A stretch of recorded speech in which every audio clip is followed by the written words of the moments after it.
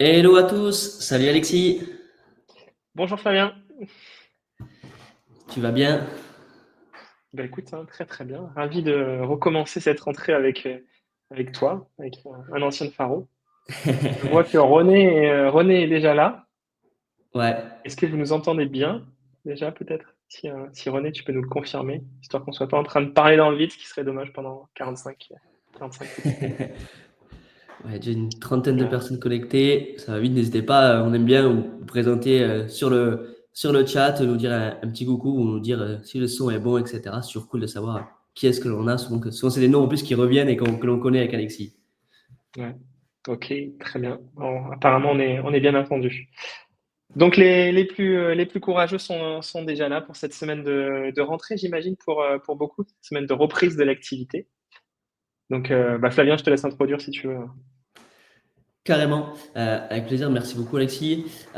Donc, on voulait faire ce webinaire avec Alexis vraiment pour reprendre les bases sur la partie stratégie de segmentation, euh, des stratégies qui sont très simples à mettre en place, mais ultra efficaces et que l'on conseille à toute entreprise vraiment de mettre en place.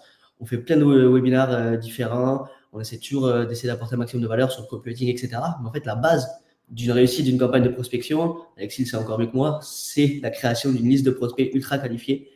Donc, pour bien commencer septembre, on voulait vraiment vous donner des tips un peu de 3 stratégies de liste à absolument mettre en place pour réussir cette campagne, qui sont simples, activables, qui vous permettent vraiment, je pense, de prendre notre dimension. En tout cas, avec Alexis, c'est vraiment une stratégie que moi j'utilise avec mes clients et que lui, chez Faro, il utilise depuis un petit moment déjà. Ouais, exactement. On voulait apporter avec un discours de simplicité. On a dans la prospection toujours beaucoup de possibilités d'être très complexe, de faire des choses toujours nouvelles, toujours très compliquées à produire. À la base, je pense que pour une prospection réussie, c'est d'arriver à faire des choses qui sont très simples, mais de les faire très bien, de vraiment pas s'éloigner de cette simplicité-là, et c'est ce qui permet derrière de pouvoir bien exécuter directement. Allez, tu veux qu'on débute? Allez, carrément. Du Avec coup, un petit sommaire, hein. ouais, Donc, au niveau du programme, tu le prends? vas-y, allez. Donc, on va rappeler juste pourquoi la segmentation est indispensable aujourd'hui. Donc, ce qui a changé, pour certains, ça sera une redite. Vous verrez qu'on est constant, cohérent dans le discours. Ça n'a pas changé. Entre ce que Flavien disait quand il était chez Faro et ce que Flavien dit quand il est avec son agence aujourd'hui, je pense que ça n'évoluera pas. Avec 3 stratégies qui vont être importantes. La première, le lookalike. La deuxième, l'utilisation de l'intent, qui est très, très, très présent. Une troisième stratégie avec la segmentation entière. Et puis, on ajoutera une petite partie bonus avec, encore une fois, un exemple de segmentation, pardon, un exemple de séquence multicanale. Donc, simplement pour mettre en scène aussi toute cette partie de segmentation et les liens que ça peut avoir avec le copywriting qu'on présentera aussi pendant la présentation. Et puis, évidemment, à la fin, si vous avez des questions, surtout n'hésitez pas. Vous pouvez les poser tout au long du webinaire. Je pense que ça sera un plaisir pour Flavien ou pour moi de pouvoir y répondre. Yes. Allez, Flavien, tu sais, je prends ça, j'explique un petit peu ce contexte. Avec Je plaisir, pense que vous c'est ta l'avez. spécialité, la C'est la, segmentation. c'est la spécialité, le discours, la segmentation, c'est le discours qu'on a porté depuis le départ, même avant qu'il y ait ces évolutions. Ce qu'on sentait venir, c'est qu'effectivement, la prospection ne pouvait évoluer que vers la segmentation, elle ne pouvait évoluer que sur l'ultra-ciblage. Et donc, c'est ce qui véritablement s'est passé. Et pourquoi c'est encore plus nécessaire aujourd'hui que ça ne l'était auparavant? On a vu tous des taux de réponse qui étaient plus en difficulté, notamment parce que la concurrence est plus importante, les prospects sont sursollicités. Et ça, c'est pas que sur la haute bande, hein. Souvent, on a le tendance à le présenter, c'est lié qu'à la haute bande qu'à la prospection, mais c'est le cas sur n'importe quel canal. Il y a plus de compétition sur la pub, il y a plus de compétition sur la partie SEO, enfin, il y a plus de compétition au global. Et donc, sur la haute bande, la manière d'y réagir, c'est en segmentant mieux pour aller vraiment avoir des prospects qui sont les plus précisément, enfin, les plus ciblés pour simplement les atteindre. La deuxième, c'est que ça vous permet de pouvoir prioriser. Donc, tout simplement, si vous avez énormément de prospects, ça va être compliqué d'être très bon dans l'exécution. Donc, vous allez vous disperser dans vos messages, vous allez tenter de pouvoir parler à tout le monde à l'intérieur du même email. Et ça va être très compliqué. Ou alors, vous allez devoir gérer des enjeux parce que vous envoyez énormément d'informations, énormément d'emails, et donc vous allez avoir des enjeux techniques qui vont être différents. Enfin bref, ça va vous empêcher de vouloir vraiment prioriser, de se concentrer sur ce qui est le plus important pour vous. Et là, la segmentation, justement, vous permet d'aller sur l'essentiel. Et puis, effectivement, ce dernier aspect qui est que les gros volumes, c'est terminé, avec beaucoup d'évolutions du côté des fournisseurs, des messageries, qui empêchent assez logiquement de pouvoir envoyer énormément d'emails ou énormément de messages LinkedIn. Et donc, aujourd'hui, du fait qu'on ait moins de force de frappe, il faut qu'on soit extrêmement précis, beaucoup plus chirurgicaux dans notre approche. C'est la seule stratégie rentable, comme tu l'as exprimé, Flavien. Donc, parler aux bonnes personnes. Tu veux commencer par la première? Avec Laquelle te plaît plaisir. beaucoup? Première stratégie du coup en place, c'est le lookalike. On va vous expliquer ce qu'est le lookalike, comment le mettre en place et deux techniques de lookalike. Une très simple, une qui part de l'analyse que vous pouvez mettre en place chacun dans votre entreprise et qui sont vraiment ultra pertinentes. Déjà, au niveau du lookalike, qu'est-ce que le lookalike? Le lookalike, c'est tout simplement comprendre qui sont ses clients, qui sont ses meilleurs clients, récupérer de la data dessus et ensuite pouvoir répliquer ce ciblage, c'est-à-dire reproduire cette recherche en partant d'une analyse client. Pourquoi c'est vraiment une des méthodes les plus efficaces en prospection? Parce que tout simplement, on part de données existantes, on analyse nos clients, quels sont mes meilleurs clients, quels sont ceux qui me rapportent le plus de chiffre d'affaires, sur lesquels je délivre le mieux, je passe peut-être le moins de temps, qui sont le plus rentables et sur lesquels j'arrive le mieux du coup à gagner de l'argent et en tout cas à développer mon entreprise. Et en fait, je vais aller chercher des entreprises qui sont extrêmement similaires pour pouvoir les prospecter. Donc, ça va être une super stratégie. Pourquoi? Parce que souvent, j'ai déjà des cas clients, j'ai des références dans ce secteur-là. Et en plus de cela, je connais parfaitement cette typologie de clients. Donc, quand je les ai en rendez-vous, c'est beaucoup plus facile pour moi de vendre. Donc, c'est vraiment une méthode qui est très efficace. Alexis le dira, mais on voit très souvent en place des stratégies de prospection dans les entreprises. Je pense que moi, du coup, mes cibles, c'est des opérateurs télécoms et mon personnel, c'est un directeur technique. OK, ça part d'où? D'un pressentiment ou d'une boule de cristal, ou alors je connais un peu mon marché, sauf qu'en fait, en faisant ça, on va très rapidement, en fait, on a une chance sur deux presque de ne pas toucher la bonne cible, pas toucher le bon personnel, etc. Alors que si on part vraiment de l'existant, de ce qui existe, qui nous apporte de la valeur, logiquement, c'est très compliqué du coup de passer à côté. Ouais, carrément. Nous, c'est vraiment, je le dis à chaque live que je peux faire, mais c'est la stratégie, enfin, c'est l'une des stratégies qui est socle, on va dire. Celle qu'on va tout le temps reproduire tous les mois, fin de mois. Analyse des clients qui sont arrivés. On regarde ceux qui sont pertinents et ça nous permet de pouvoir reproduire des nouveaux ciblages. Donc, probablement, ça nous permet aussi de pouvoir dire, retaper des secteurs qu'on a déjà tapés, mais ça nous permet aussi d'apprendre, de pouvoir innover en allant sur des nouveaux secteurs ou des nouveaux types de personas qu'on n'aurait pas forcément identifiés. Ça nous permet de pouvoir régénérer un petit peu notre partie outbound. Donc, c'est la base. C'est par rapport à ce que je vous disais initialement, on est toujours tenté de faire des nouvelles stratégies, de tenter tout le temps des nouvelles choses sur la partie outbound. Mais ça, c'est vraiment quelque chose qui fonctionne. Aller chercher des gens qui ressemblent à vos clients, ça fonctionne, c'est pertinent. Donc, Ouais. c'est Et vrai puis que vous le même conseillez. souvent, on apprend des choses. Moi, c'est quelque chose qu'on met en place chez tous nos nouveaux clients qui rentrent dans l'agence. On leur demande un export des clients du coup sur un an. Et des fois, ils vont nous dire, ma cible, c'est ça. Et quand on analyse les clients, on voit que la cible, en fait, elle est un peu différente, voire totalement différente. Et du coup, on se dit, en fait, je pense que c'est plus celle-là. Ah oui, c'est vrai que j'y avais pas pensé, mais c'est peut-être mes meilleurs clients. Et tout ça, ça part de l'analyse plutôt que du ressenti ou je pense que, quoi. Ouais, il y a une question de Sandy là-dessus, justement, quand on n'a pas de client encore, quand on n'a pas suffisamment de base. Effectivement, au départ, il faut tenter d'avoir vos intuitions dessus et ensuite les vérifier. Évidemment, si vous n'avez pas de point de départ, il faut se lancer et tenter les choses. Il y en a sur lesquelles vous allez vous planter, il y en a d'autres sur lesquelles vous allez réussir, c'est normal, c'est comme ça. C'est comme ça l'acquisition. Il y a plus d'échecs que de victoires, mais tout simplement, il faut y aller. Et en mois 1, mois 2, mois 3, quand vous allez commencer à avoir vos premiers clients, là, vous allez voir justement la pertinence de cette analyse. Et effectivement, je pense que le point sur cette partie lookalike, et ce que tu disais, c'est que ça impose un regard analytique. Sur l'acquisition, on est tout le temps en train de regarder sur faire plus le mois suivant, faire plus, quand on a les yeux rivés sur l'avenir constamment. Mais c'est bien d'avoir ce moment un peu tampon dans lequel on est en train de réfléchir par rapport à ce qui s'est passé, de se poser, de réfléchir, de vérifier que les hypothèses qu'on a en tête sont correctes, et ensuite de réattaquer. Ça fait du bien, ça fait respirer, et ça permet d'avoir le cerveau avec les bonnes informations. Clairement. Première stratégie, on va vous montrer deux possibilités de lookalike. Alexis, je te laisse montrer, expliquer qu'est-ce que le lookalike simple, ça que n'importe quelle entreprise peut mettre, même si Sandy, par exemple, vous n'avez pas encore de nouveaux clients. Ouais, le lookalike simple, c'est tout simplement de prendre une seule entreprise, l'entreprise rêvée un petit peu, moi c'est comme ça que je le vois, et de regarder comment on la catégorise. Le plus simple, c'est de regarder un secteur d'activité, une taille d'entreprise, peut-être un thème sur lequel elle est en train de travailler. Et si on a vraiment envie d'être précis, un type de technologie, par exemple, c'est ce que moi j'aime bien reproduire, de reproduire ce ciblage. C'est quelque chose qu'on effectue aussi beaucoup chez nous, chez Faro. Tu veux que je le présente directement en live d'ailleurs, Flavien? Ouais, avec plaisir pour montrer concrètement comment tu peux faire ça en quelques clics. Ouais, c'est quelque chose qu'on peut faire. Eh ben, je vais prendre l'exemple de Faro, comme ça c'est plus évident. Ici, je prends une entreprise. J'aurais pu le faire avec un autre outil, il y a pas de, c'est pas forcément le but, mais c'est tout simplement de pouvoir arriver, prendre une entreprise, regarder comment cette entreprise est catégorisée, de prendre son secteur. Donc, par exemple, le développement de logiciels, ça nous catégorise plutôt bien. La data, et puis de se dire, OK, je vais prendre une technologie en particulier, comme l'utilisation d'un chat, CRISP. Ça permet de repréciser les choses. Et ensuite, tout simplement, de pouvoir obtenir les styles d'entreprise qui ressemblent à Faro. Ça me permet d'avoir une liste d'entreprises qui est plus petite, mais qui est extrêmement segmentée. Et que je vais pouvoir probablement aborder de la même manière que j'aurais pu aborder directement Faro.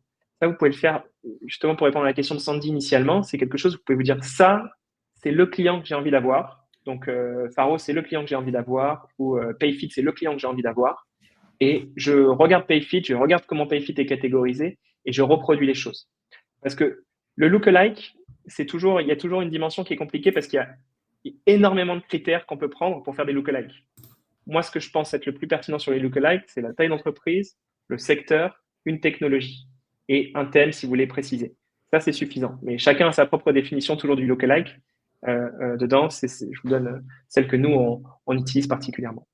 Donc voilà, Bon. quelques clics, vous arrivez, vous avez une liste d'entreprises, vous n'êtes pas pris la tête, juste secteur, thème, technologie, et on aurait pu repréciser, comme je disais, avec un secteur derrière. Et là, ensuite, vous enchaînez sur la recherche de prospects, l'enrichissement et la suite. Ça, c'est pas le thème aujourd'hui. Donc, très bonne stratégie, ça vraiment à mettre en place, qu'on conseille vraiment à tout type d'entreprise et même très utile quand on veut rechercher une entreprise, comment elle est catégorisée. Par exemple, moi, je vais m'adresser au Family Office. Comment elle est catégorisée, Family Office. On fait refaire des listes de Family Office. Je tape le nom d'un Family Office sur Google, je rentre son site sur Faro, je regarde comment il est catégorisé, je reproduis. Et ça, c'est vraiment super efficace pour aussi trouver des recherches pertinentes. Deuxième typologie de lookalike, qu'on appelle lookalike avancé. Donc là, on va vraiment partir de la data de nos clients existants, faire un export du coup de notre CRM. Et ensuite, on va analyser avec un outil comme Faro, mais ça peut être aussi un autre outil. On va importer du coup cet export. Des outils comme Faro, c'est des outils qui regroupent énormément de sources de données, donc ils vont enrichir la data entreprise avec du secteur NAF, de la taille, de l'activité, de la croissance, voire de la techno, etc. Et ensuite, une fois qu'on a notre base de clients qui est enrichie avec tout un tas de données, on va l'exporter et faire des tableaux croisés dynamiques pour regarder, OK, quel est le secteur d'activité, quel est le secteur NAF, quelle est la taille d'entreprise qui ressort, quelle est vraiment ma typologie de meilleurs clients. Et une fois que j'ai ça, juste à reproduire le ciblage pour vraiment faire un ciblage très précis de mes meilleurs clients. Donc, comment le mettre en place très facilement? Je vais vous montrer en live comment je fais un export de mes clients. Je l'importe et je fais les tableaux dynamiques. Vous allez voir, ça prend 5 minutes. Alors, j'ai partagé mon écran. Tchac. OK. Vous allez me dire du coup si vous voyez bien l'écran. Je te le confirme. Un tout petit peu flou, mais si tu t'approches, ça va le faire. Allez, on va zoomer un tout petit peu. Tchac. OK. Donc là, c'est un export du coup client de mon CRM que j'ai créé du coup pour le live. Donc tout simplement, moi je vous conseille de faire un export de votre CRM que vous utilisez, si vous avez un fichier Excel, bref, tous vos clients. Plus vous avez de data, mieux c'est. Donc n'hésitez pas à faire N-1, N-2, etc. Et plus vous êtes précis, mieux c'est. C'est-à-dire que si vous faites en plus un tri des clients qui vous apportent le plus de chiffre d'affaires, sur lesquels ça fait le plus longtemps que vous travaillez, etc., c'est encore mieux parce que la data sera encore plus précise. Mais sinon, le plus simple, vous exportez tous vos clients. Une fois que j'ai ce fichier, je vais tout simplement ici faire un export en CSV du fichier et je vais aller du coup sur Faro ou un outil similaire pour pouvoir enrichir derrière du coup toute cette data. Donc Faro, on va pouvoir faire des imports de fichiers qui va me permettre, moi, de regarder, du coup, comment ces entreprises sont catégorisées, et surtout de les enrichir avec Faro. Donc, tout simplement, ici, je sélectionne mon export de mon CRM, hop, qui va être juste ici. Hop, client, let's gross. Ah, mais ça a été déconnecté. Hop.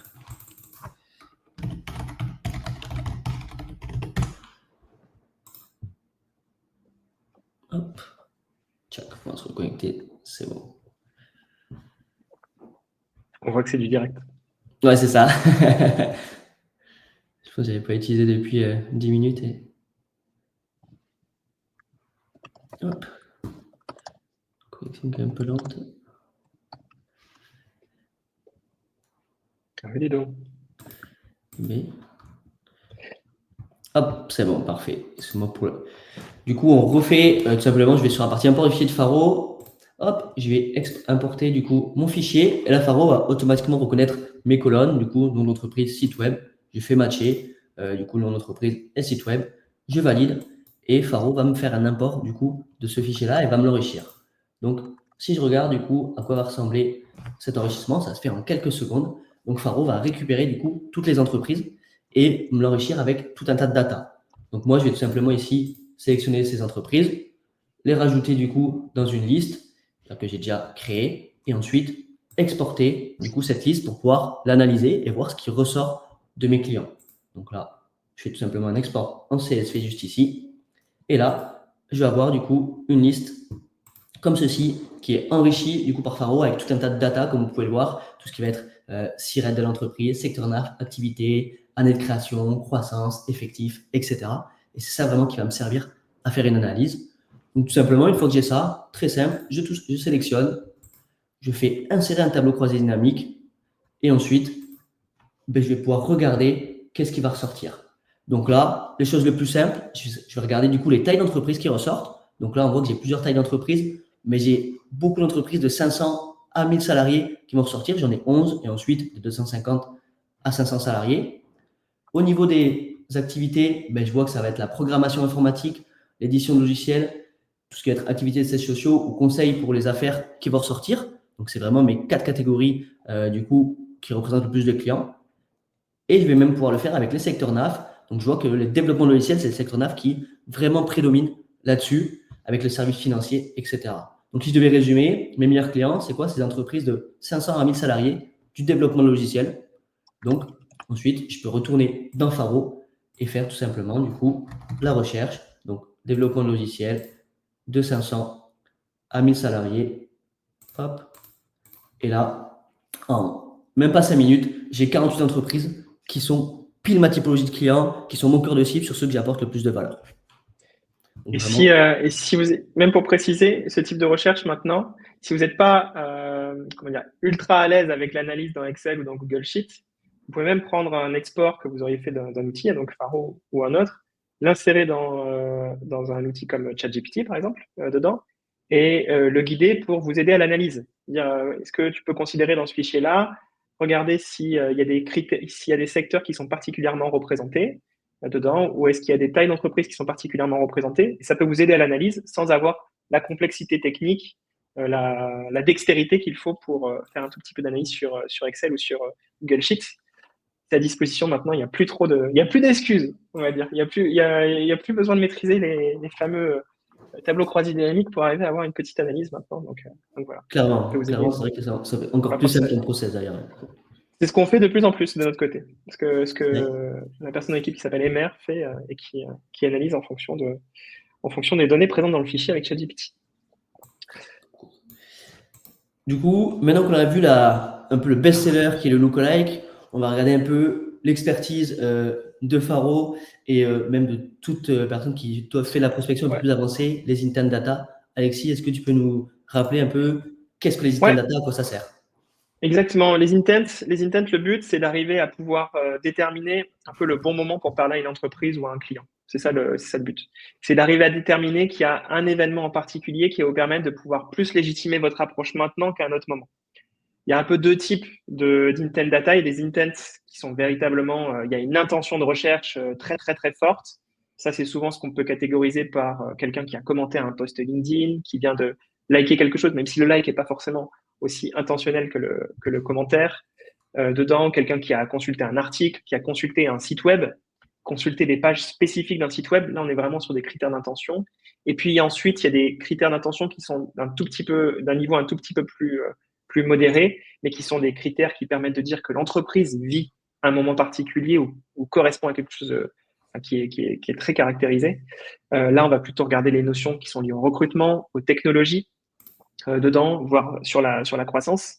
Et ça, vraiment, ça vous permet de compléter l'analyse initiale. C'est-à-dire, ça n'empêche absolument pas l'analyse sectorielle, ça n'empêche absolument pas l'analyse par taille d'effectifs, mais ça vous permet de venir encore repréciser vos recherches et pour avoir des plus petits segments dans lesquels vous allez pouvoir légitimer votre approche, contextualiser, dire voilà pourquoi je vous contacte maintenant. Ça vous aide aussi, même dans la copie, ça vous rend beaucoup plus légitime.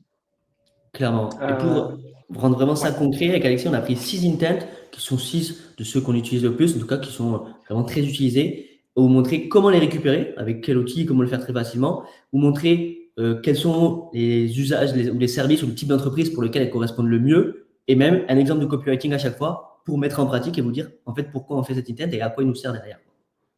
Ouais, tout à fait. Parce que sur LinkedIn, pareil, vous pouvez probablement vous retrouver sur LinkedIn avec beaucoup de discours qui entraînent vers la complexité. Mais en vérité, pour parler avec pas mal d'entreprises, les gens à 90% utilisent les mêmes. Hein. C'est toujours la même chose. Donc, il y a une certaine sophistication sur certains intents que vous pouvez vous permettre d'effectuer. Mais là, on vous montre ce qui est robuste, ce qui fonctionne. Si c'est bien exécuté, ça fonctionne. Voilà. Donc, sans partir encore une fois dans tous les sens et de créer des choses trop complexes. Tac, donc le premier. Ah bah tu veux présenter les recrutements, je pense. Allez, premier intent, du coup, qui est un des plus connus, c'est le recrutement. Pourquoi dire c'est un très bon intent, le recrutement? Parce que c'est évocateur de beaucoup de choses au sein d'une entreprise. Déjà, c'est une entreprise qui a du budget, un recrutement ça coûte cher, donc qui a sûrement de la trésor, qui a sûrement du budget, qui est en croissance, bien entendu, parce que si on recrute, c'est qu'on est en train de se développer. Et surtout, c'est une entreprise qui a des besoins. Quand on recrute, c'est qu'on a un besoin spécifique sur un intitulé de poste et donc sur du travail. Donc, moi, si j'ai un produit ou un service qui peut répondre à ces besoins spécifiques, ça peut être aussi le bon moment pour contacter l'entreprise. Et le troisième point, c'est qu'une entreprise qui recrute, elle a une annonce de recrutement. Et l'annonce de recrutement, c'est une mine d'or pour n'importe quelle personne qui prospecte. Pourquoi? Parce que vous allez retrouver des informations sur les outils qu'elle utilise, les objectifs, leur méthode de travailler, bref, enfin tout ce qu'il faut pour réussir vraiment une prospection ultra efficace. Ouais, c'est ça. Je pense que là-dessus, pour préciser, donc par exemple sur un outil comme Faro, ça vous permet de pouvoir cibler les entreprises qui recrutent, cibler par l'intitulé du poste de recrutement, et des outils comme Mantix vous permettent même d'aller plus loin en fonction du contenu de la fiche, dans la fiche d'emploi. Chose qu'on fera probablement par la suite. Mais pour le moment, voilà, vous pouvez, il y a des outils qui vous permettent vraiment d'aller assez loin sur cet intent qui est vraiment très chouette. Ouais, puis même avec des outils comme Faro, maintenant, on peut aller assez loin dans la granularité, c'est-à-dire par exemple recruter des entreprises qui recrutent cibler pardon, les entreprises qui recrutent un développeur Java, par exemple, quelque chose qui est vraiment très ciblé, ou un développeur Salesforce. Et là, la liste, elle est vraiment ultra ciblée, on peut le faire très facilement. Donc ça, c'est des choses qui sont vraiment très, très efficaces. Ouais, ce que tu as montré par la suite, c'est que tu avais vraiment un lien avec le copywriting, avec la copie, avec l'écriture de l'email, ça facilite beaucoup aussi. Clairement. Les annonces de recrutement, c'est vraiment un peu pour tout type d'entreprise. Pour celles qui c'est encore le plus efficace, bien entendu, c'est quand on est un cabinet de recrutement, on peut proposer nos services suite à une annonce. Un SaaS ou un vente de logiciels, souvent, qui peut être lié à l'onboarding ou au recrutement ou au RH, c'est des super intents. Mais la plupart des entreprises, ça peut fonctionner. Et en fait, comment on utilise une intent de recrutement ensuite? On va l'utiliser souvent dans le début du coup de notre email. Par exemple, sur l'exemple, bonjour Flavien, j'ai vu que vous recrutez un nouveau cold caller chez Delgros. Et derrière, on va rédiger notre pitch, notre proposition de valeur, du coup, très facilement. Mais c'est vraiment, ça va nous permettre de dire pourquoi je te contacte maintenant. Et derrière, de faire quelque chose qui est très précis, qui répond pile à la demande de recrutement. Autre intent, alors en plus, il est tout nouveau. Celui-là, on l'affiche dans la plateforme depuis très peu parce qu'il est très puissant, mais c'est l'ancienneté dans un poste ou dans une entreprise. Parce qu'effectivement, quand vous contactez quelqu'un, c'est très pratique de savoir qu'il vient juste d'arriver au poste dedans. Et c'est très pratique aussi de savoir depuis combien de temps il est à l'intérieur de ce poste-là, parce que les enjeux ne sont pas du tout les mêmes. Souvent, quand vous arrivez dans un poste, vous savez que là, il y a un peu une remise en question de ce qui a été fait par le précédent. C'est très humain de penser que la personne d'avant n'a pas bien fait les choses et qu'on va changer dedans. C'est tout naturel, on n'en veut à personne. Et en revanche, quand on commence à avoir peut-être qu'on est en poste depuis 1 an, 2 ans, ben, on a une meilleure vision aussi des sujets. C'est-à-dire qu'on comprend beaucoup mieux les problèmes de l'activité, on sait véritablement là où on est. Et donc là, on peut attaquer la personne avec des problématiques extrêmement précises dedans. Vous savez que si quelqu'un a pris, je sais pas, a pris son poste, disons, est SDR manager depuis 1 an, bon, bah, les problématiques sur son CRM, je pense qu'il les connaît vraiment sur le bout des doigts. Il n'y a pas de débat. Et donc là, vous allez vous permettre de pouvoir, dans ce cas-là, d'avoir un copywriting qui est extrêmement précis sur des enjeux précis du CRM. Je prends l'exemple parce que celui-ci me parle, mais il y en a d'autres. Ça marche sur l'ensemble des secteurs. Donc ça, c'est un critère vraiment qui est vraiment très intéressant. Je montrerai d'ailleurs comment on peut l'utiliser après. Puis on a beaucoup travaillé aussi sur des arrivées récentes ou des nouveaux postes, etc. Mais on a tous eu des réponses. Je viens d'arriver, je suis dans l'onboarding, etc. Souvent, on n'a pas la tête à écouter de nouvelles solutions directement, etc. En tout cas, on est vraiment dans un train, dans un tunnel au début, alors qu'au bout d'1 an, souvent c'est beaucoup, 2 ans, 3 ans, c'est beaucoup plus à l'écoute. Et en plus, ça fait vraiment cet intent. Je m'intéresse à toi, je te suis depuis un petit moment, tu vois. Moi, je reçois, ça fait déjà 2 ans que tu es chez Let's Growth, le temps passe vite, etc. Tu dis, putain, mais le mec, il me suit, quoi. Il regarde ce que je fais, alors que c'est facile à récupérer avec Faro. Maintenant, c'est en 2 clics, quoi. Justement, mais c'est très lié. Je peux enchaîner dessus, mais c'est un autre type d'intent qui là va être l'arrivée récente. Ça peut venir complètement compléter la démarche précédente, c'est-à-dire vous prenez connaissance, encore une fois, ce prospect vient d'arriver à l'intérieur du poste. Donc là, il y a une remise en question des outils, comme je pouvais l'indiquer, une nouvelle vision, des nouvelles choses. Donc là, ça peut être le moment de pouvoir échanger avec la personne. Comme disait Flavien, ça peut être un moment dans lequel la personne est aussi en train de se poser, d'auditer un petit peu ce qui est en train de se passer. Donc, vous commencez à parler, vous commencez à échanger. C'est pas forcément le moment où vous allez toujours faire la vente, mais par contre, ça peut préparer la suite. C'est à ça aussi que sert la outbound. C'est pas toujours un canal qui vous permet tout de suite de vendre, mais c'est un canal qui vous permet de pouvoir échanger et simplement d'expliquer pourquoi vous avez envie de le faire. Donc voilà, très bon signal, l'arrivée récente. Un très bon élément. Dans une boîte, on a envie de se montrer un peu, donc montrer qu'on bouge, qu'on a des nouvelles idées, nouvelles solutions. Donc c'est aussi, on est souvent plus ouvert à écouter ce qui se fait ailleurs ou en tout cas être aidé à droite à gauche.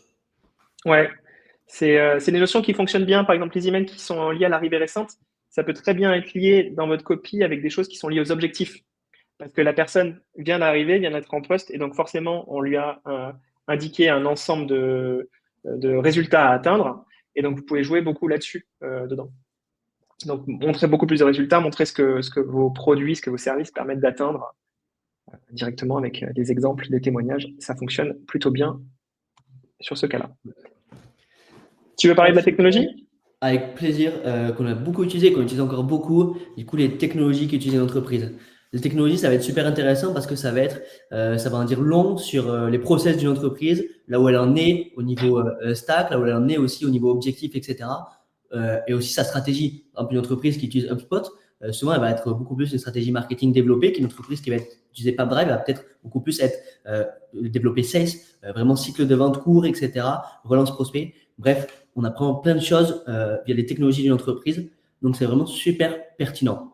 Surtout quand on est un logiciel, un SaaS ou un logiciel de vente de produits ou de services qui a des intégrations, comme il y en a beaucoup actuellement. En fait, on sait que quand elles utilisent ce produit-là ou cette technologie-là, c'est que en fait, elles sont pile dans notre cible. En tout cas, on va répondre à leurs besoins spécifiquement. Donc ça vaut vraiment de l'or. Et en plus, on peut aller assez loin. On parle de la technologie comme des CRM, HubSpot, etc. Ça peut être, Alexis l'a montré tout à l'heure, des solutions de chat. Comme Crisp, ça peut être aussi une technologie sur un CMS. J'utilise Shopify, j'utilise WordPress, donc j'ai ces problématiques qui en découlent. Bref, il y a vraiment des choses très intelligentes et pour vraiment beaucoup de secteurs d'activité à faire sur les technologies. Je réponds à une question de Charlie qui est posée sur les outils dédiés sur la logistique. Alors, si l'outil n'est pas disponible, soit sur les offres d'emploi, soit sur les sites internet des entreprises, c'est très compliqué de les avoir. Dans ce cadre-là, dans le cadre vraiment des outils spécifiques métiers non disponibles pour l'ensemble de l'entreprise, vraiment la ressource offre d'emploi, c'est la meilleure. C'est le contenu des offres d'emploi qui vous permet d'avoir le plus d'informations. Mais si c'est pas disponible là et pas disponible sur le site internet, malheureusement, il n'y a pas de moyen de récupération. En tout cas, il n'y a pas d'information publique qui vous permet de pouvoir obtenir cette information. On tomberait dans une zone grise de récupération d'infos, ce qu'on ne fait pas. Ouais. D'ailleurs, on ne détaille pas forcément l'ensemble des copywriting qui sont présents, mais je pense que Flavien, je pense que tu enverras la présentation par la suite. Ouais. Donc, vous pouvez retrouver les choses. pour donner une idée de comment on peut les utiliser ensuite dans son copywriting. Autre intent, Ouais. tu veux le prendre? Ouais, oui, c'est vrai qu'on en a beaucoup fait. Donc, c'est quelque chose qu'on utilise.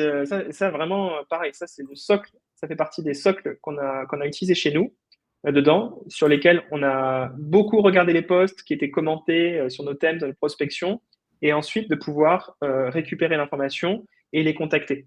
Donc, généralement, ce que nous, on fait, c'est qu'on utilise un outil comme Phantom Buster. C'est vraiment, on utilise Phantom Buster. On va venir extraire les informations de profil des personnes qui ont commenté le post, tout simplement. Ensuite, les ajouter. Bon, nous, on les ajoute dans Faro, mais vous pourrez le faire dans un autre outil, encore une fois, sans souci, pour récupérer les informations et ensuite créer des campagnes qui sont des campagnes multicanales, souvent, donc à la fois LinkedIn, à la fois email, dedans pour contacter ces personnes. Là, c'est très intéressant parce que vous avez une notion d'intention qui est très forte. La personne a commenté un thème en particulier, a commenté un post. Et donc là, vous pouvez permettre de pouvoir la contacter. Vous savez que vous allez tomber juste. Sur ces thèmes-là d'interaction par rapport à des posts, il ne faut pas en faire une tartine sur la copie. Il faut être le plus light possible. Moi, c'est ce que j'ai appris sur ces sujets-là. C'est pas parce que vous avez très bien ciblé que tout de suite, il faut envoyer l'ensemble des choses sur votre solution. C'est vraiment l'opposé. Il faut au contraire se servir de cette intention-là pour arriver à créer une discussion assez naturelle avec l'utilisateur. Avoir des choses alors, je réponds à la question de Théo en même temps, uniquement like ou commentaire. Personnellement, je préfère le commentaire que le like. Le like va vous permettre de récupérer probablement plus de prospects, mais l'intention me semble trop faible dedans pour moi. C'est mon point de vue de ce qu'on a constaté souvent. Donc, j'aurais tendance à plutôt privilégier dans ce souci de segmentation la partie commentaire que la partie like. Flavien, tu as peut-être un avis différent. Non, c'est toujours pareil. Les commentaires, souvent il y en a moins, mais c'est plus pertinent. Les likes, il y en a plus, mais il y aura entre guillemets à boire et à manger dans les personnes qui ont liké. Donc beaucoup de nettoyage à faire. Souvent, on vend de ça la campagne. Donc pas forcément du coup la meilleure stratégie. Je suis plutôt d'accord avec toi là-dessus. Et ça rajoute une question de Raphaël qui dit le premier contact à froid plutôt par email, LinkedIn ou téléphone. En fait, je dirais ça dépend du contact. Là, en fait, moi dans l'exemple, j'ai mis un mail, mais le mieux, ce serait même un message LinkedIn parce que en fait, les personnes elles sont actives sur LinkedIn. Donc autant rester sur le canal où elles sont actives. C'est là où elles auront le plus de réactivité souvent et qui vont répondre le plus facilement possible. Donc surtout, rester sur le canal sur lequel vous allez récupérer l'intent. Je pense que c'est un peu le plus facile dans un cas comme celle-ci. Et dans cette donnée d'intention précise du post LinkedIn, ça n'empêche pas le nettoyage. Souvent, c'est le cas parce que vous allez retrouver des gens qui vont commenter des posts. Alors, il y a des gens qui utilisent, je crois que tu en parlais ce matin d'ailleurs, Flavien, il y a des gens qui utilisent des pods, c'est-à-dire des éléments qui vont entraîner d'autres personnes à commenter les posts pour que le post ait plus d'audience. Donc, vous pouvez vous retrouver avec des commentaires de personnes qui ne sont pas du tout, que vous n'avez pas envie de contacter. Donc, surtout, cette récupération d'informations, l'ensemble des profils qui ont commenté, il faut vraiment penser à la nettoyer, regarder ce qui est présent pour la nettoyer, se servir des critères d'entreprise pour justement diminuer le nombre de personnes et que vous puissiez avoir une liste de prospects ou d'entreprises qui est vraiment, vraiment clean, quoi. Donc, surtout, ne soyez pas feignant à cette étape-là en récupérant l'ensemble des profils, en contactant tout le monde. Vous allez juste spammer 50% des commentaires et ça n'aura pas de sens. Ouais, puis perdre du temps ensuite à parler à des personnes qui ne sont pas du tout dans votre cible, surtout. Ouais, ça également. Dernière intent qui est une des meilleures aussi, qu'on a beaucoup utilisé à l'époque du coup chez Faro et qu'on utilise encore plus depuis que vous avez sorti la feature, qui est la visite de site web. Une entreprise qui a visité votre site web, c'est une des meilleures intents possibles. Et là, s'est déjà renseignée sur votre produit, sur votre service, elle a déjà fait une première étape d'achat dessus. Donc derrière, en fait, il n'y a plus que là à la recontacter, entre guillemets, pour lui apporter de la valeur et essayer du coup d'échanger avec cette entreprise. Donc ça, à l'époque, c'est quelque chose de assez obscur. Enfin, il y avait des logiciels comme Clearbit, Airbnb, je crois que ça s'appelait, etc., qui permettaient de le faire. C'était souvent assez compliqué à mettre en place. Ça fonctionnait plus ou moins bien, etc. Même nous, chez Faro, on le faisait à l'époque comme ça. Sauf que du coup, ils ont développé la feature il y a maintenant quelques temps qui permet un copier-coller dans le header de votre site, n'importe quel CMS que vous avez. Vous copiez-coller du coup un petit code qui s'appelle un snippet et derrière dans Faro vous allez récupérer toutes les semaines des entreprises qui ont visité votre site web. Bien entendu, plus vous avez de trafic, plus ça va être intéressant sur votre site. Donc si vous avez une stratégie SEO, si vous faites de l'ADS, c'est encore plus intéressant du coup là-dessus. Et derrière vous avez juste à recontacter des entreprises qui ont montré un premier signal, en tout cas une première information du coup sur votre entreprise et du coup de l'intérêt. Ouais, pour répondre au commentaire de Simon, effectivement, Simon, vous avez t'as raison, vous avez raison. C'est jamais 100% précis les visites parce qu'il y a une partie des entreprises que vous allez constater, enfin, vous allez visiter, je sais pas, et c'est pas forcément la personne que vous tentez de contacter qui a été à l'origine de ce site web, à l'origine de cette visite. C'est vrai, c'est complètement juste. Mais est-ce que pour autant c'est un mauvais signal? Ben non, en fait, parce que vous allez peut-être avoir 50-60% de vérité dessus où ça vous permet de pouvoir légitimer l'approche avec une entreprise qui vous intéresse particulièrement et en expliquant pourquoi vous faites la démarche envers cette entreprise et donc de pouvoir avoir de l'écoute de la part de votre prospect. Donc, nous, c'est quelque chose qu'on utilise tout le temps, effectivement, encore plus depuis qu'on l'a sorti. Mais chaque semaine, on a notre liste des entreprises qui ont visité le site web et on regarde ça par rapport aux entreprises qui ont été inscrites, enfin, qui sont inscrites chez nous. Et ça nous permet de savoir tous celles qui ont tout simplement visité le site web, mais qui n'ont pas converti, qui n'ont pas tenté l'essai, et de pouvoir lancer des démarches, tout simplement. Parce que vous pouvez penser que vous avez mis beaucoup d'efforts en acquisition pour faire atterrir les gens sur votre site. Et là, là tout s'arrête parce que la personne n'a pas été plus loin. Là, c'est pas le moment de lâcher. Hein. Vraiment, faut au contraire y aller, investir du temps et quand il fait du rapprochement d'adresse IP, bien sûr, il y a plein d'outils qui vous permettent de le faire, qui vous permettent enfin, justement de reconnaître les entreprises qui ont visité votre site web, comme le disait Flavien, en utilisant un petit bout de code que vous insérez sur votre site. L'intérêt de l'avoir dans un outil comme Faro ou un autre outil, c'est que justement, vous allez ensuite pouvoir resegmenter. Donc, bien vérifier que l'entreprise qui a visité votre site web correspond à votre persona. Si votre entreprise, votre solution, elle est dédiée qu'à des PME, disons, elle est ultra pertinente sur les PME, et que vous vous rendez compte que dans vos visites, vous avez EDF, Carrefour, Engie, enfin Engie, c'est la même chose, mais peut-être qu'en fait, il ne faut pas les contacter parce que votre offre, elle ne va jamais correspondre, et il faut uniquement garder les sites Internet des entreprises qui correspondent à votre persona. Donc, coupler cette information avec des données de marché, c'est vraiment pertinent et ça rentre dans cette vocation de segmentation. C'est exactement pour ça qu'on a qu'on a sorti la fonctionnalité. Comment Ouais. l'avoir dans Faro? Je le montrerai peut-être. Je ferai une seconde Ouais. Et dessus. puis, pour rebondir sur oui, c'est pas la science exacte, etc. On a juste un contact d'entreprise et pas la personne qui a visité. Mais en fait, l'intention des intents et toute la force d'Intent, c'est qu'en fait, on va trouver un icebreaker, du coup, une parade, une excuse pour contacter la personne maintenant, que ce soit par téléphone ou par email. Par email, j'ai vu que quelqu'un a visité votre site web. Mais moi, je suis à la machine à café derrière avec mes collègues. J'ai dit, Testo qui a visité le site de Faro et tout, parce que c'est pas moi, j'ai reçu un email comme ça, c'est un peu bizarre. Ou au téléphone, j'appelle Alexis. Hello Alexis, j'ai vu que tu étais passé au site de Let's Go. Ah non et tout, mais quand même ça va l'intriguer et du coup après on peut enchaîner, il va être à l'écoute. En fait c'est la seule utilité d'un intent comme celle-ci, c'est que le prospect soit à l'écoute de notre solution et qu'on ait trouvé une intention du coup pour le contacter. Quoi. Ouais, carrément. Mais du coup avec plaisir Alexis pour partager en live et montrer un Super. peu comment tu peux récupérer très Ouais. rapidement quelques intents dans Faro parmi celles qu'on a montrées. Je ne l'ai pas configuré pour la visite, mais je vais vous montrer simplement la manière dont ça fonctionne, la logique. Tac, je vais partager l'écran. Quand vous allez sur Faro, il y a une partie avec visite web. Alors, ce code, il est juste spécifique à moi, donc si vous le copiez, ça ne servira vraiment à rien, mais c'est ça qu'il faut copier sur votre site internet. Donc, dans le custom code de votre site internet, tout simplement. S'il y a une personne qui s'en occupe chez vous, il faut lui donner ça. Et en fait, ça vous permet de pouvoir obtenir chaque semaine une recherche, donc typiquement comme celle-ci, et dans lequel vous auriez l'ensemble des entreprises qui ont visité votre site web. C'est pas une recherche véritable là, mais simplement vous auriez l'ensemble des entreprises qui ont visité, tac, et donc derrière vous pouvez enclencher, faire votre recherche de prospect et contacter directement la personne. Autre type d'intent dont on a discuté pendant cette partie sur les intents justement, c'est la partie post avec dans les filtres magiques ici l'ancienneté dans le post actuel. C'est simplement un filtre. Oui, c'est vraiment très, très facile à utiliser. Il n'y a pas de complexité technique. Il faut simplement savoir où aller dedans et vous allez retrouver ces filtres magiques pour avoir l'ancienneté dans le post et ça peut carrément vous faire une accroche dans la copie. Sur les offres d'emploi, vous avez une partie spécifique aussi. Et là, ça vous permet de pouvoir taper développeur Java, comme tu en parlais tout à l'heure, et dire je veux l'ensemble des postes qui contiennent l'expression développeur Java à l'intérieur. Et donc là, ensuite, vous lancez votre recherche et vous allez voir l'ensemble des entreprises qui ont une offre d'emploi qui correspond à ce critère-là.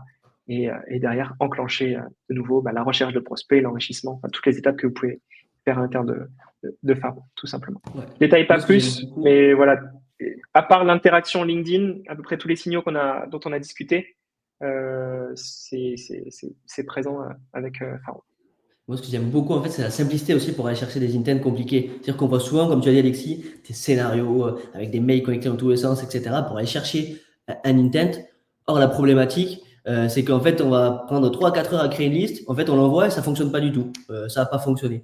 Et là, en fait, la simplicité avec un outil comme Faro et ce qui fonctionne en prospection, c'est itérer très rapidement, essayer de voir si une intent fonctionne, oui, non, pourquoi, etc. Et du coup, en quelques clics, je fais une liste avec une intent très précise, je fais mon copywriting et derrière, je lance ma campagne et je vois si ça fonctionne. Et c'est vraiment, du coup, entre la facilité de faire une liste et derrière l'intention qui peut être très importante. Et du coup, corréler du coup, avec la productivité, c'est super important. Parce que voilà, ça ne sert à rien de mettre énormément de temps à faire des listes si on ne sait pas derrière si ça fonctionne ou pas. Ouais. Ah ben voilà. Je te laisse cette partie-là. Carrément. La dernière stratégie, du coup, des 3 stratégies qu'on voulait mettre en place, c'est la stratégie des tiers, qui est une stratégie qui est super importante et super efficace, notamment pour prioriser ses efforts et améliorer du coup sa prospection. Qu'est-ce que c'est que la stratégie des tiers? Simplement découper son marché, son TAM, qu'on appelle Total Addressable Market, en différentes cibles, différentes listes d'entreprises et par ordre de priorité. En fait, une stratégie des tiers, il y aura 3 tiers, le tiers 1, tiers 2 et tiers 3. Le tiers 3, c'est notre cible un peu moins prioritaire, c'est-à-dire c'est l'ensemble de notre taille de marché, ce qu'on appelle aussi le one to many, qui nous permettent en fait de mettre en place une stratégie en faisant du volume, parce qu'il y a une réalité en prospection, c'est qu'il faut quand même faire un certain nombre de volumes pour avoir des résultats. Donc, c'est nos entreprises sur lesquelles on peut s'adresser. Il n'y a pas forcément d'intention d'achat spécifique ou c'est pas notre compte rêvé, mais par contre, on peut vendre assez facilement à ces entreprises, elles peuvent nous apporter de la valeur. Donc, ce qu'on va mettre en place sur ces tiers 3, ces entreprises-là, c'est qu'on va faire des campagnes à personnalisation assez faible, qui sont bien écrites, mais qui sont très peu personnalisées, des emails automatisés, peut-être des sessions de call, mais assez rarement dessus. Et on va faire assez de volume. On aura 3, 4 adresses qui vont tourner du coup et qui nous en rapporteront 3, 4, 5, 6, 7 leads par mois, un peu de façon automatique parce qu'on sait que c'est nos meilleurs clients, entre guillemets. Mais derrière, ça va être un peu plus compliqué de passer du temps dessus parce que ce n'est pas ceux qui vont nous apporter le plus de valeur dans le temps et sur lesquels ça sera le plus facile de convertir. Ensuite, on a un tiers 2, ce qu'on appelle le one to few. Donc là, ça va être des entreprises qui font partie du tiers 3, mais derrière, qui ont montré des intentions d'achat, qui sont en forte croissance, qui recrutent, qui utilisent une technologie en particulier. Donc là, on sait que c'est des clients qui sont beaucoup plus intéressants pour nous. Donc, on va pouvoir se permettre de mettre plus d'efforts de prospection dessus.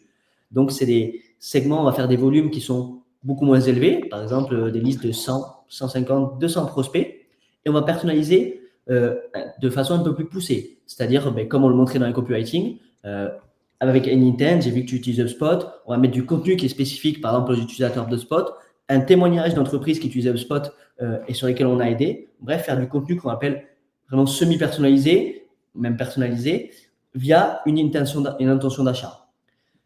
Et ensuite, on aura ce qu'on appelle le tier 1. Ça, le tier 1, c'est vraiment nos entreprises sur lesquelles on veut absolument travailler, qu'on veut signer. Ça peut être 10, 20, 30, 50 comptes, que ce soit fixe, soit au mois, soit au trimestre, soit à l'année, et sur lesquels on va mettre tous les efforts pour les signer. C'est vraiment une entreprise qu'en gros, si je la signe, c'est presque game changer pour mon entreprise. Ça peut presque on va faire plus de 10% de CA juste avec une seule boîte. Et du coup, là, le volume est très faible. Par contre, on va ultra personnaliser. On va créer du contenu qui est spécifique pour ces entreprises. On va reconstituer l'organigramme à l'aide de Faro, récupérer tous les personnages au sein de ces entreprises, faire différentes sessions de call, avancer petit à petit. Bref, mettre tous les efforts que l'on a pour pouvoir échanger avec ces entreprises. Et pour l'histoire, là, du coup, vous pouvez vous permettre plus d'appels aussi. Pardon, vas-y, Alexis. C'est sur le one-to-one, c'est clairement l'endroit aussi où vous pouvez vous permettre de l'appel téléphonique.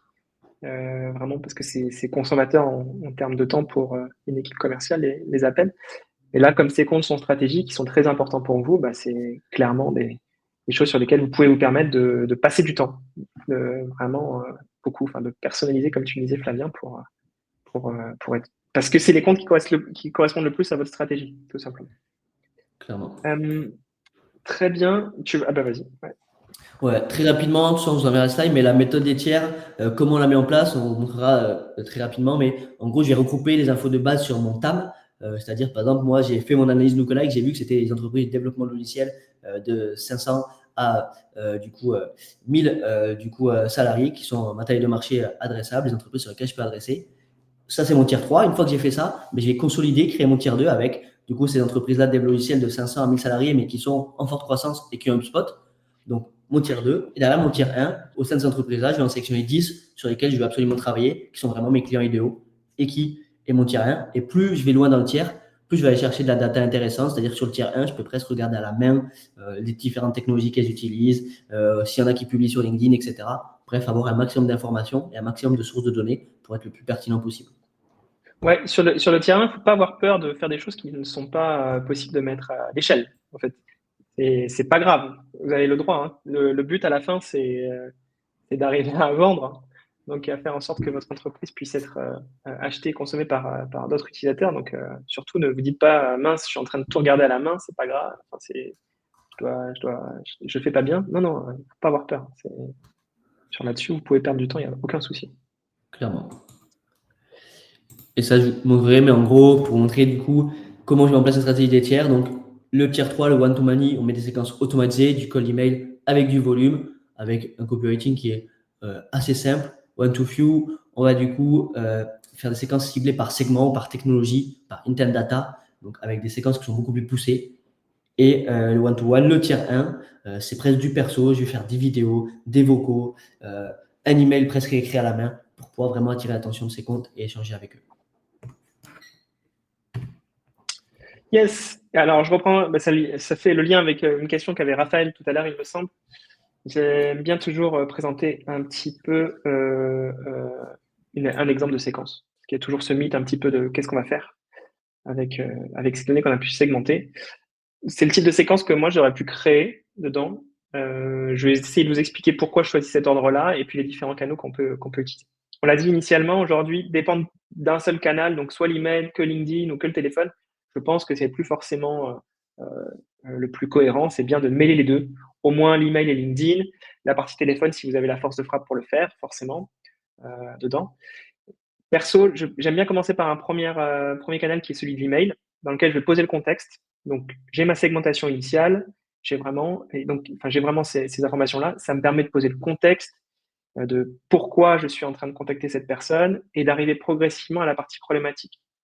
Encore une fois, en étant le plus synthétique possible, le plus light possible. C'est un premier échange.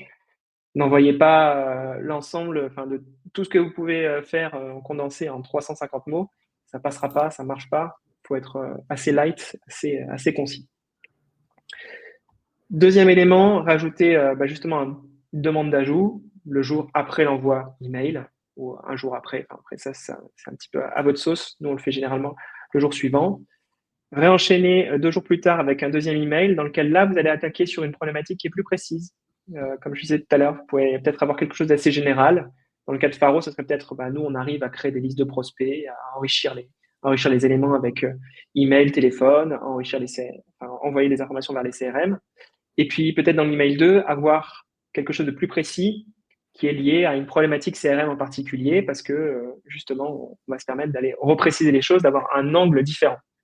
Surtout dans cet email 2, je pense qu'on va le savoir, mais on le répète quand même, n'allez pas sur est-ce que vous avez lu mon premier email ou ce genre de choses. Ça n'a pas de sens, ça n'a pas d'intérêt, vous apportez pas quelque chose de supplémentaire pour votre lecteur, donc il y a pas de raison de lui faire ce rappel à l'ordre qui est juste insupportable à recevoir. Donc n'y allez pas, quoi. Quatrième étape, cette fois on va commencer par un petit message LinkedIn. Pareil, juste question ouverte, notamment sur LinkedIn. Le but, c'est de déclencher une discussion. Souvent, vous pouvez le voir, les bulles sur LinkedIn, c'est tout petit. Donc, si vous arrivez avec un gros pavé, même visuellement, c'est déjà très fatigant. Donc, il faut y aller avec très peu de mots, juste une petite phrase, une petite question qui est bien sentie. Et cette question, elle va être bien sentie parce que justement, votre segmentation initiale sera correcte. Si vous vous rendez compte que vous avez du mal à faire la question, c'est probablement parce que votre segmentation, elle déconne initialement. Elle n'est pas correcte. Ensuite, là, en jour 7, passez par un premier appel. Ça, c'est top si vous avez vraiment quelqu'un dans votre équipe ou si vous êtes à l'aise avec le téléphone. de pouvoir montrer justement, d'avoir une première prise de contact humaine avec la personne dedans, ça c'est vraiment bien. Et ensuite, continuer avec email 3, dans lequel là, on va proposer l'étude de cas, une ressource à partager. De plus en plus, je vous partage petit tips, mais nous, ce qu'on fait, c'est qu'on n'envoie pas directement la ressource, on demande à la personne si elle souhaite la recevoir. On fait comme une forme d'opt-in, d'autorisation, qui est beaucoup mieux reçue que si vous envoyez du contenu comme ça directement. Voilà, vous pouvez partager un événement aussi, typiquement, vous hébergez un webinar, vous pouvez proposer.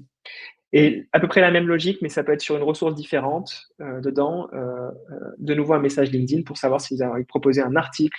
Nous, on aime bien faire ça. On aime bien créer des articles qui sont spécifiques, sur lesquels on ne va pas forcément communiquer en dehors dans nos campagnes, et donc l'envoyer précisément au prospect.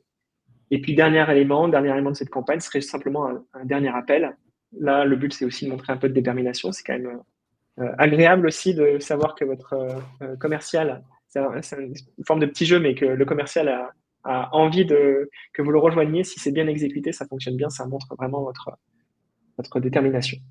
Clairement. Voilà, Et, c'est un et exemple de d'ailleurs, séquence que nous on aime bien, mais c'est pas la vérité. C'est ce qui fonctionne chez nous. Mais voilà, vous pouvez vous en servir, mais ça reste une source d'inspiration, pas forcément juste à copier. et clairement, du coup, pour rebondir sur ton petit tips de demander avant d'envoyer une ressource, ça a deux avantages. Déjà, on voit souvent des clients ou des prospects qui disent: ah ben moi, j'ai pas de contenu, j'ai pas d'équipe marketing, j'ai rien à proposer, etc. Mais en fait, en faisant ça, vous pouvez aussi tester un contenu avant de le construire. Par exemple, ben dans votre deuxième mail, j'ai créé un simulateur qui vous permet de calculer la rentabilité de votre prospection. Est-ce que ça vous intéresserait? Et si vous recevez deux, trois réponses, ben en fait, vous prenez du temps pour le construire parce que vous voyez que ça intéresse vos prospects. Et du coup, ça vous permet aussi de prioriser vos efforts marketing.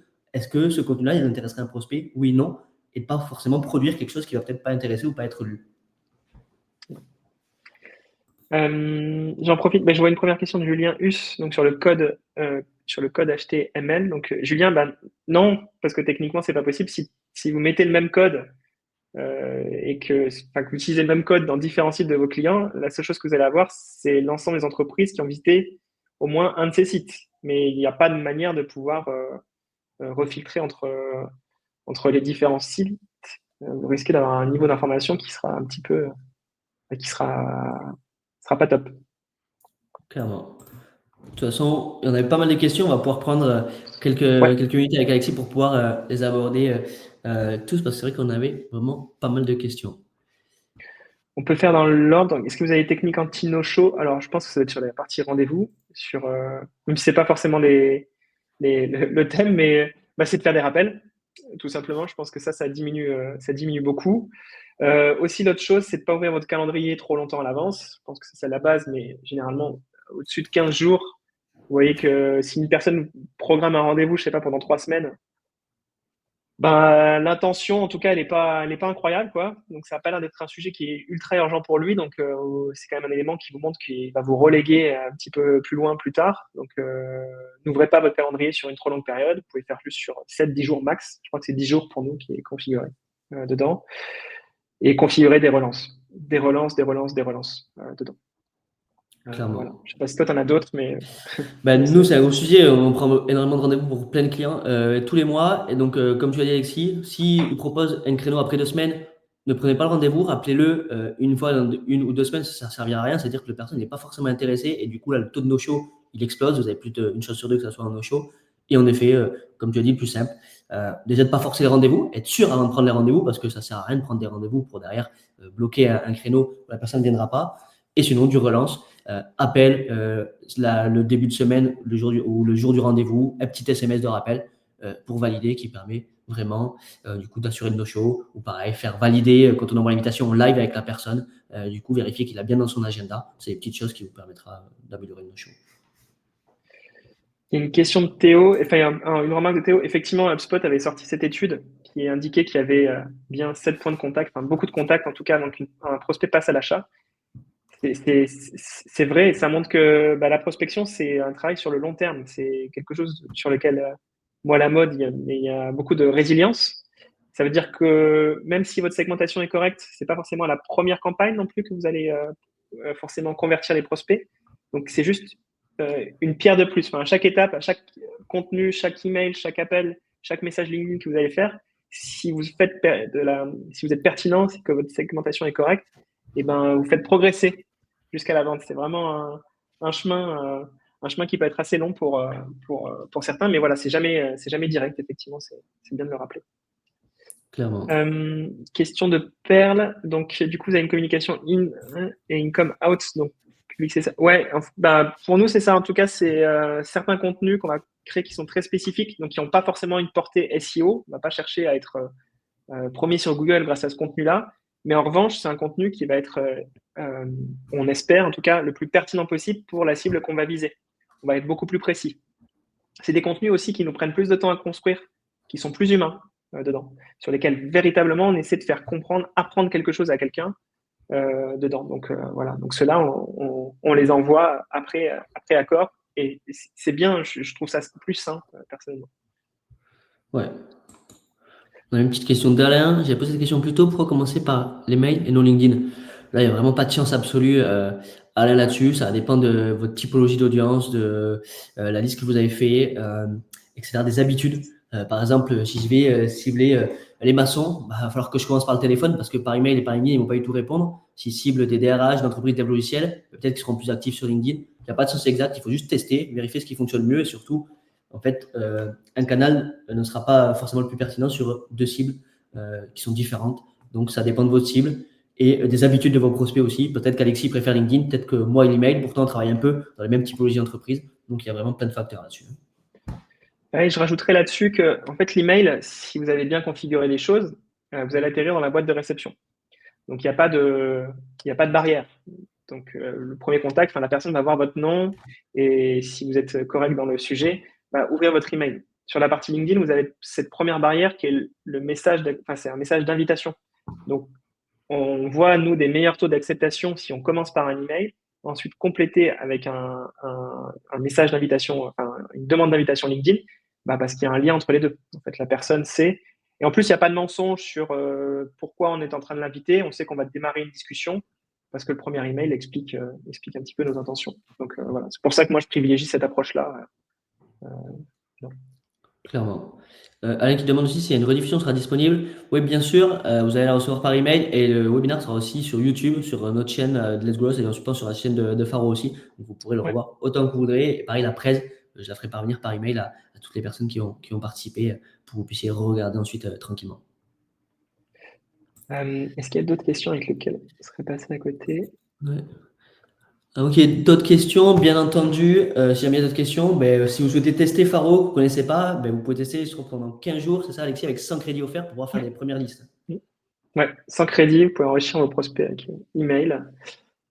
Email et téléphone si vous avez des outils dédiés et ensuite les envoyer vers vos outils d'envoi ou vos CRM. J'espère le plus simplement possible. Essayez de faire ça simple. Puis, un outil puissant mais simple. Et si jamais vous avez des Et problématiques de pour toi, prospection ouais. ou vous souhaitez être accompagné dans la génération de leads qualifiés, n'hésitez pas. On accompagne différents types d'entreprises du coup dans leur croissance en les aidant du coup en mettant en place des stratégies de prospection, email, LinkedIn et téléphone pour eux. Ouais. De plus en plus téléphone, c'est ça que tu disais. De plus en plus téléphone, on fait beaucoup de calls. On a 70 à 80% de nos rendez-vous qui viennent du téléphone. Mais attention, les canaux email et LinkedIn fonctionnent très bien et c'est juste que c'est plus chronophage, il faut beaucoup plus itérer, etc. et être plus inventif. Mais du coup, tous les canaux fonctionnent. Après, chacun a sa spécialité. C'est vrai que nous, on est vraiment très calé sur la partie téléphone. D'accord, je crois qu'on a répondu à toutes les questions. S'il y en a qu'on a zappé, je suis navré, n'hésitez pas à nous les poser directement, on y répondra avec plaisir. Vous pouvez me contacter sur LinkedIn ou par email alexis@faro.com dedans.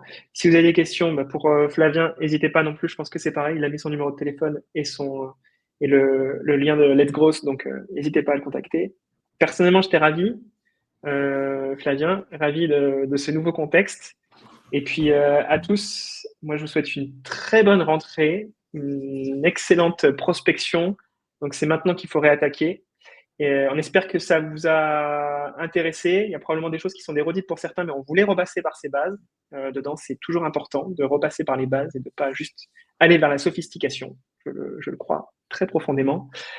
Donc voilà, merci Flavien pour l'invitation en tout cas. Merci à toi, Alexis. C'était vraiment un plaisir pour ce webinaire. Et comme l'a dit Alexis, Du coup, beaucoup de réussite dans votre prospection. Passez à l'action, testez. Et il n'y a pas de raison, vous allez réussir du coup à atteindre vos objectifs sur cette fin d'année 2025. Allez. Très bonne Bonne journée journée à tous, bon appétit.